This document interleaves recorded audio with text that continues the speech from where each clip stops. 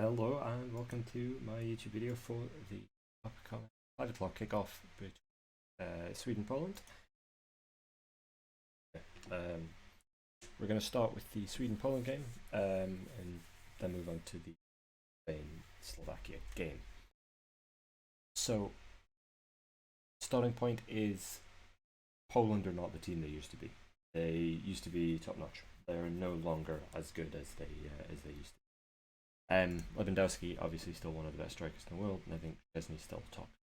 Their teams, still play at the highest level, but they're not the from the World Cup or the Euros in 20.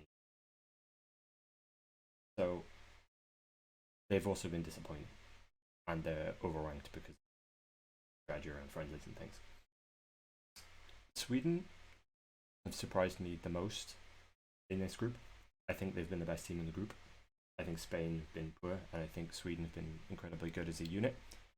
Robert Olsen's obviously a good keeper. Victor Lindelof has been fantastic, and they defend as a unit and make up for each other's weaknesses. Emilio Forsberg's been outstanding. He's scored one already. I think he's been one of their best attacking outlets. And Sebastian Larsson's still chugging along at 36 or 38 or whatever he is. Technically very good player. Game's always sort of revolved around that. His lack of pace is probably not a big deal, especially with Sweden. Quite deep. Now, how do I see this going? Because obviously Poland need to win. They're going to have to go up against it. It's very hard to break Sweden down. I think my overall opinion on this one is pretty straightforward. I think Lewandowski gets marked game by 2. Nobody else in Poland's really going to break down play. And what we're going to see is fundamentally a pretty counter-attacking game from Sweden, relying heavily on counter-attacks and set pieces. I think Sweden probably win 1-0, 2-1. I think it could be a draw. I don't see Poland doing enough to get a win, especially given their recent form to justify going through, basically. And I think of all the teams in this group, I'd be more worried about facing Sweden in the knockouts than I would be about facing. And that I think that pretty much sums it. I think Sweden have been very, very good, and if they'd had Ibrahimovic, I'm not sure how he would have fit in all honesty, with such what it seems like a very tight knit squad. But obviously, he would give them that bit of quality, world class player that, well, still a high level player, not as world class as he was, but I think it'd be a shame for Lewandowski, but that's just how I see that going. And next up, I have the Slovakia-Spain game. I think Slovakia have been better than they've been treated. They played pretty well against Poland. They came up against Sweden, who, as I said, stand out in the group. Playing without an out-and-out centre forward, Duda's predominantly an attacking midfielder. Does seem like they know their system, though, having Duda play as a false 9. And the rest of the team is not particularly great quality. Dubravka obviously plays for my team, Newcastle United. I think he's a very good shot stopper. He's reasonably dealing with crosses, but he communication can have some issues. But still, very, very good goalkeeper, and I think probably one of the best players in the team outside of Hamsik. Obviously, one of the best players in Europe for quite a while, but I think not the player he used to be. Obviously, playing in Sweden, came back from China because he wanted to play in the Euros. Very motivated, still technically brilliant.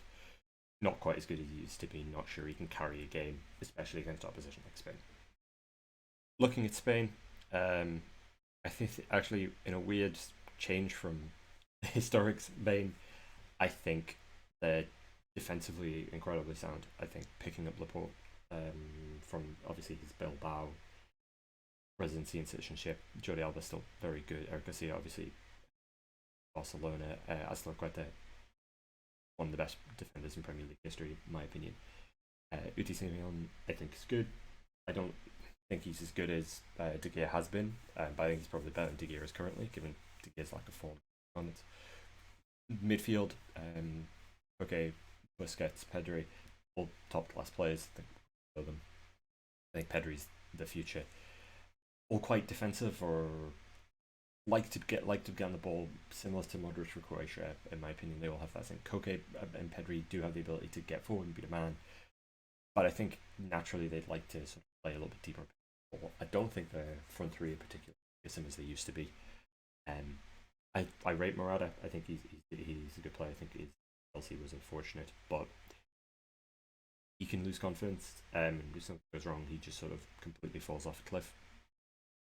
And that's sort of been Spain's problem in the tournament so far. They just have not been able to score. They've had a million bits of ball retention with no ability to get through anybody. And I think that's probably going to be the issue. And that goes back to my point about why I'm not worried about them in the knockout stage. I